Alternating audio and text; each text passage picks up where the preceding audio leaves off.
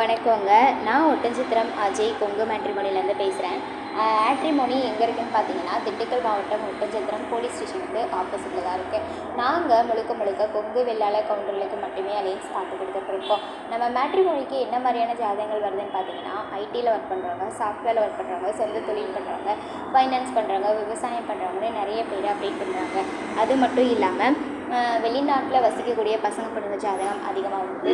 10th 12th முடிச்சுட்டு வீட்டில் சின்ன கடைகளுக்கு போகிற பசங்க பொண்ணுங்க ஜாதகமும் அதிகமாக இருக்குது.